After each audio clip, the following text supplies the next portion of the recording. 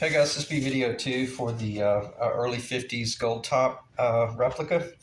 And I'm going to try to keep it as much in line with the Goldtop specs, but basically I'm about to do some major deviation from an actual Les Paul because I'm going to have to do a ton of chambering.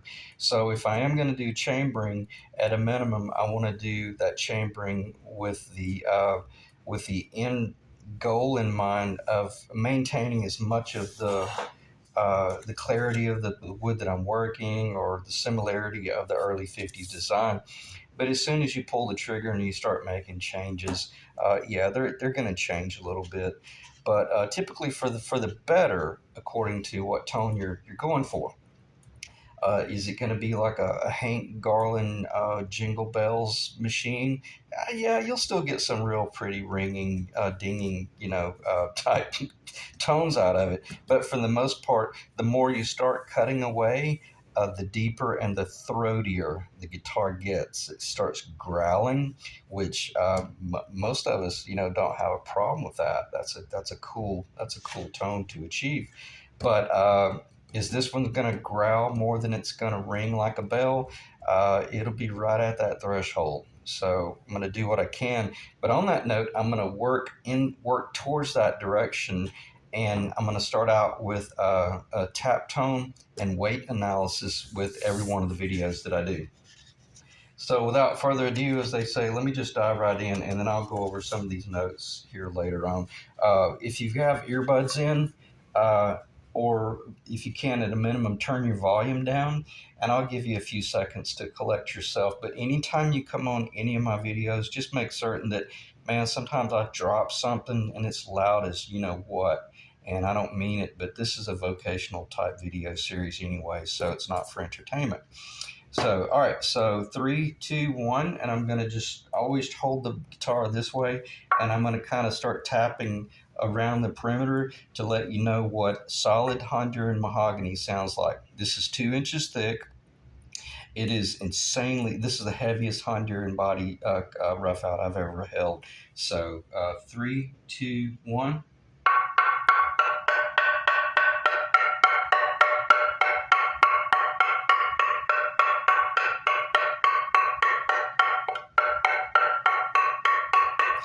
I know that's brutal, but it's intentional because I need to keep a record of the tone as I'm going into this body so that I can determine, wow, did I go too far or could I go a little bit further, et cetera, et cetera. And in other words, what was the actual cost of doing all the body relief? Because right now, if you could stand the weight, this thing would sound unbelievable. I mean, it would be amazing the tones you would get out of it. But yeah, you couldn't put any pickups in it. It's already well. Anyway, let me stop being melodramatic. One thing you could do, and I had considered it, just cutting it down to a 1 3/4 inch guitar and turning it into a Les Paul Jr. So it would have been heavy, but man, it would have been a tone monster with the P90s. Okay, so let me try to reel myself back in, but keeping in mind also that this is still kind of the introduction of this video series, and even though I'm calling it a 50s, you know, gold top, it's not going to be solid, not by choice. If this wood was super light, like we had with Ethan's 55 replica, man, that guitar was that it came right out of the forest light as a feather, and we didn't have to do hardly any chambering in that guitar to achieve a under 9.5 pound guitar with a B7 Bigsby. That was insane. So, and the only thing we chambered out was right here and a little bit back here.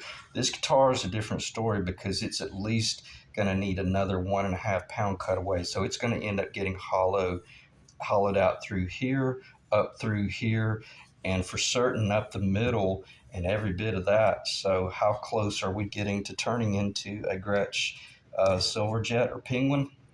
Pretty darn close.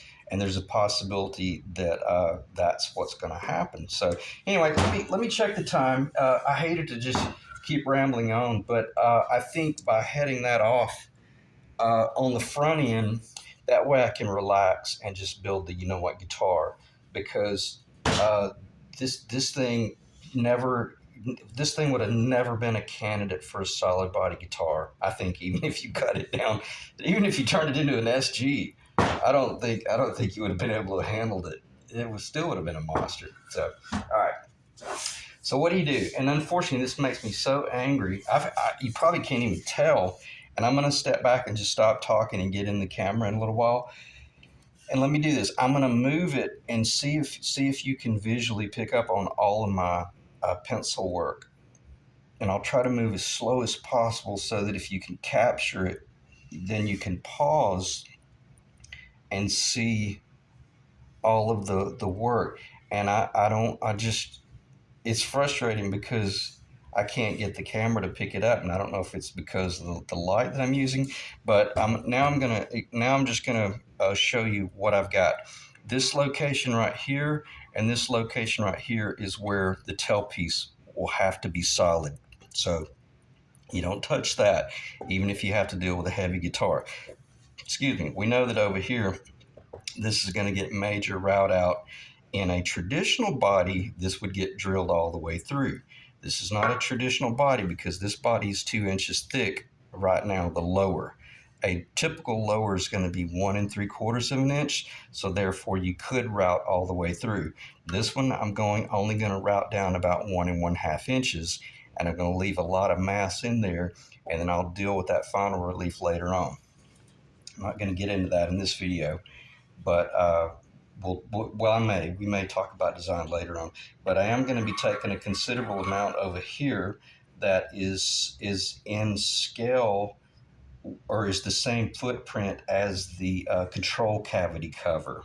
It'll go all the way through the body, but I'm going to leave the body about a minimum of 3/8 of an inch. I'm going to start out at about a half inch, leaving a half-inch thick. Wherever I relieve, I'm going to make certain that the body remains a half-inch thick, possibly 5/8. If I start seeing that as I'm cutting this stuff away, because of the fact that this board is so heavy, the mass that I do relieve is going to be a lot of weight. Does that make sense? If it was a really light guitar and we were trying to carve off a ton of weight, well, then we're going to have to take off a large amount of real estate. But since it is such a dense wood, hopefully that's what's going to happen, that I'm going to relieve this and relieve this and relieve this and do that through body cut right there. And I'm going to realize, wow, I'm going to be able to leave this whole guitar solid up here. And that should always be your primary.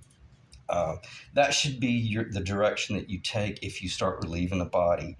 It'd be far better if you could leave it as solid as possible, and then maybe get to that threshold of realizing, you really start doing a weight analysis of how much does my pickup weigh, and how much does the bridge weigh, how much does a Bigsby weigh? Do I really want that Bigsby? Do I have to have that Bigsby? Maybe put that Bigsby on a super light guitar, and maybe let's take this guitar, and rather than even doing a tailpiece, maybe just do the wraparound. And I kind of got that idea from a guy that commented last night. I think it's HK 1984. I appreciate you commenting, man. So anyway, let me know your name, and I'll always reference who you are. But right now, I think it's HK Guitars or something like that. So neither here nor there. I'll call you Harley. How's that? I'll call you Harley until you tell me what your name is. But anyway, he was talking about how he was running a wraparound. And I heard Steve Stevens make that statement once about one of his favorite Les Pauls, that he loved just the real simple wraparound bridge, and he didn't have any issues with intonation at all. And I thought that was profound, because I'm a huge Steve Stevens fan, and I know that he's very savvy about some of the technical aspects of the guitars. Anyway, so nonetheless, so all that material will come out. This material will definitely come out, and then that will get cut in a standard body all the way through, but not in this one. It'll get just routed out in the back about 1 1/2 inch deep to start. And then we'll do the weight analysis. And then I'll start moving up in here and start considering how I might want to relieve this. And that's where it might start turning into more of the approach of how would Gretsch Corporation have thought about maintaining and relieving weight in their guitars. And I owned a 56, an authentic 1956 Silverjet, very early serial number. So that's where I got a lot of my early inspiration from when I was building jazz guitars for Benedetto specs, and then restoring that Penguin, that Silverjet. I looked up in the control cavity of that Silverjet, and hell, 90% of the guitar was gone. But they did leave a lot of mass in the sidewalls, and the backs were left fairly thick. And I began to realize that, okay, that made a lot of sense about the growl that they were getting. Because if anytime you do a tap tone analysis, you can take you can take just a pine 2x4, and you can rip it down, one piece 3/8 of an inch, one piece 5/16 of an inch, one piece a quarter of an inch thick, one piece even thinner, 3/16. And the thinner the board, the darker the tap tone. Okay, so there's a little bit of Robert Benedetto trivia for you. So because I used to build a lot of archtop jazz guitars, and I noticed that there's a threshold. If you want to warm up the guitar, you go thinner and thinner and thinner. But if you're not careful, you'll cross a line and it'll start turning muddy. So that's hence the reason the Les Paul is such a unbelievably articulate instrument, because it's solid and it's so thick, it's so big. So anyway, I've really, there's a possibility I'm just going to erase this video and start over. But if not, let me just proceed forward. I spent way too much time talking about some of that stuff, even though it's so important. So let me just stop talking so I stop wasting time and tell you about where I go from here. I already kind of knew this, but I'm trying to help. I'm trying to read your minds as well, because even most of you guys that are guitar players and have worked on guitars, you've never thought on this level of crossing that threshold from having a solid body guitar that you just suffered through the 9, 10, 11 pound weight, but you never knew, well, just how far can we go before it starts turning into a Gretsch, is where I'm going with this. And I'm not saying that's a good thing or a bad thing. I'm just saying it is a thing.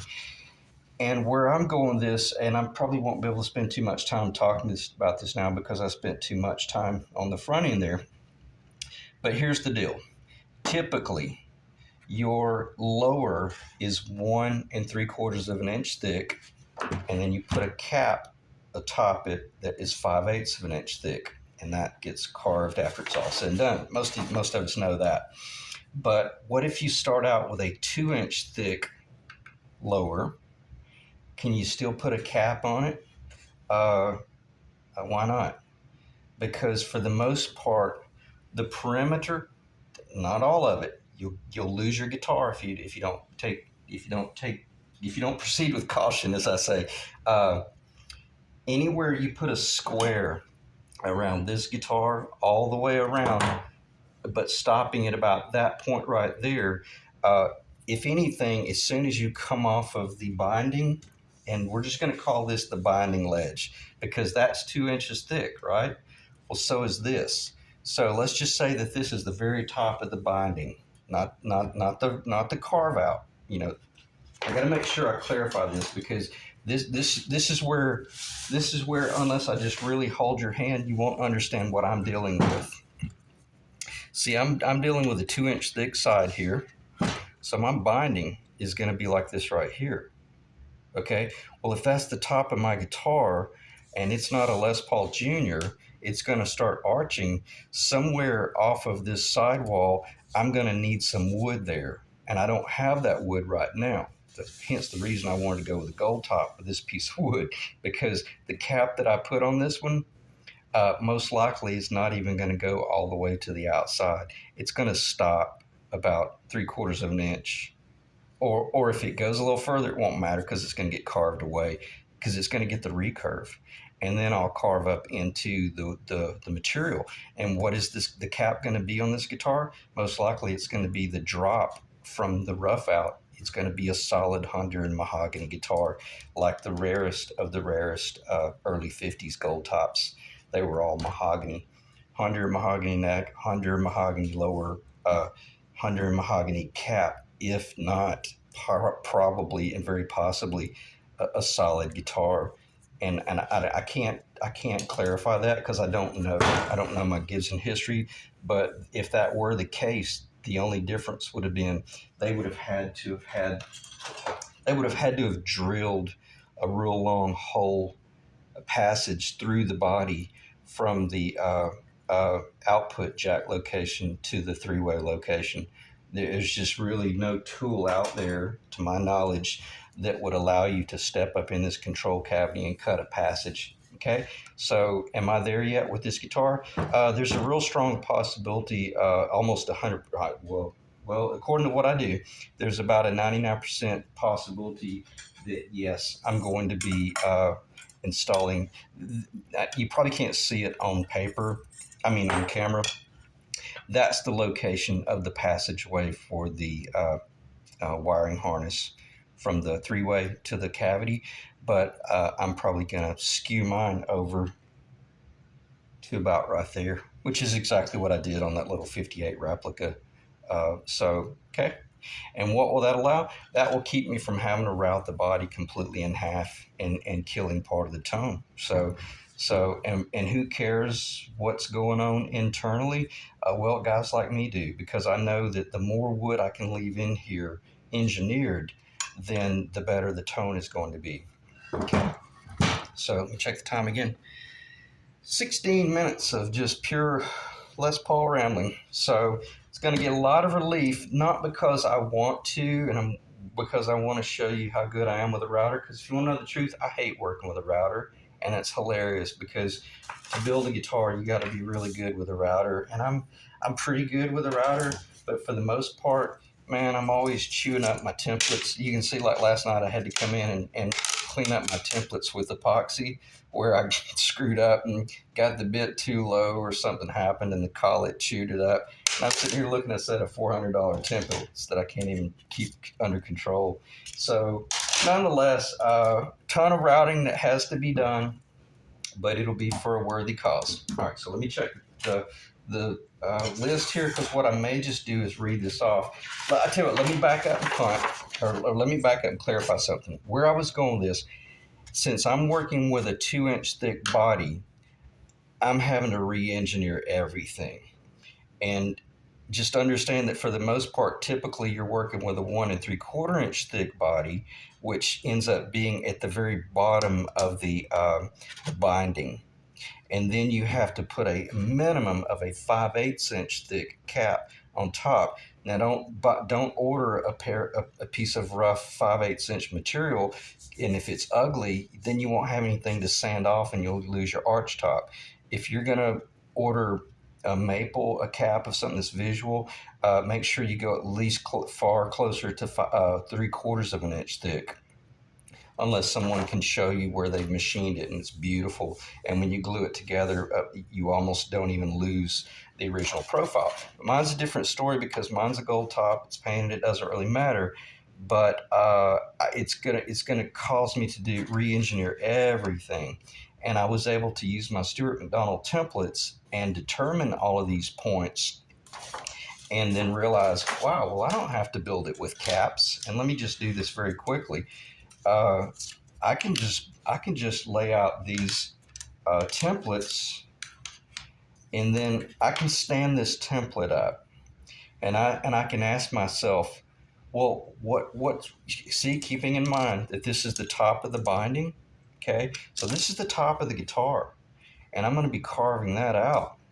And really, all I need back here I could step in almost as much as 7/8 of an inch. I wouldn't dare go do that, but I'm going to try to get at minimum up to within about 1/4 of an inch all the way around, because up here you need thickness all the way out the front, especially over here. That'll get you in major trouble if you come in with a router and flatten that off right there, because as soon as this guitar, even the early 50s, as soon as it comes off of that corner right there, it's going uphill. Okay, so if you do start routing off the tops, make certain that you don't route off any of that front right there. Make sure you got some fatness up here. You know, it's not that big of a deal back here. But nonetheless, I was able to use these templates and determine, well, okay, I mean, yeah, I gotta have a top all the way up to about, probably about right there, and then obviously it's got to be about. Oh, and speaking of that, then I'm able to look. If I leave this lower, I ask myself, well, is this 3/8 of an inch thick material enough? Barely, just barely. So if I had a 3/8 inch cap that was beautiful and flawless and glued up, then I'd be right at the threshold. Does that make sense? So I want to be closer to like 7/16 of an inch in the middle. Okay, and then you go up to this point, and then you assess that, and you go, well, 3/8 inch, well, barely, barely. So you realize that you're hitting about right at 3/8 of an inch in that area right there at a minimum. Now, only until you get up here does it start getting a little bit thinner.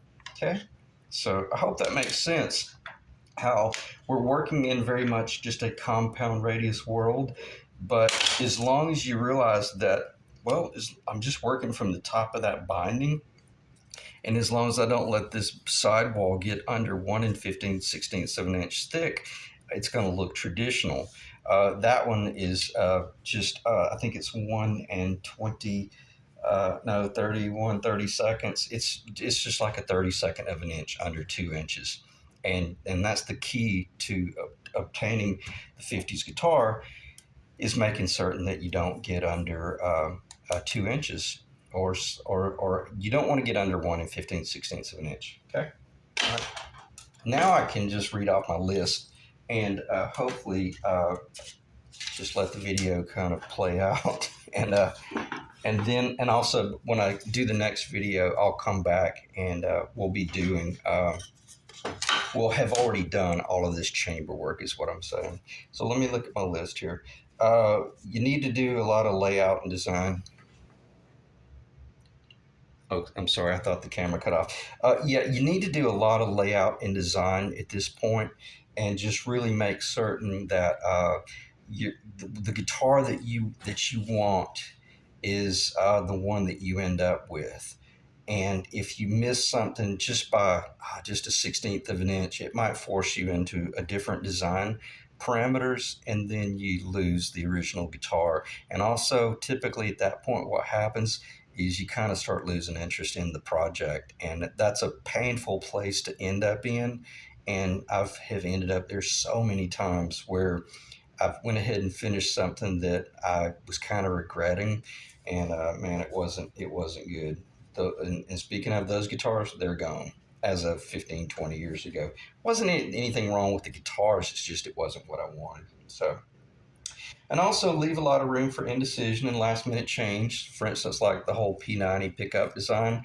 Uh, as you're building the project, just make certain that if you start doing a lot of chambering there, give yourself room to possibly go with humbuckers. So, in other words, give yourself room to change your mind, and you'll be able to refine it later on. And then, in order to do the chamber work, basically the whole reasoning for the chambering is because you have a guitar that you know is going to be insanely overweight. So you got to reverse engineer it. And I don't think you're going to build a guitar that sounds like a Les Paul if it's under 9 pounds. It's probably going to start sounding more like a Gretsch. So I'm not saying it's a good thing or a bad thing. So just keep that in mind, unless you're just lucky enough to end up with an insanely light billet of wood, and just take it from there. And I've already talked about the whole typical Les Paul is a 1 3/4 inch lower with a 5/8 inch cap, and typically they were maple caps. But some of the early guitars were a mahogany, and I know Les Paul's authentic 55 Black Beauty, he preferred the Honduran mahogany cap, and it may very well have been that his guitar was solid Honduran mahogany. So who knows? I don't know. If anybody knows that, let me know. And then we talked about the 2 inch pre-inch machine body. So anyway, I'm going to end the video right there. And I hope I didn't ramble. I kind of feel like I almost did.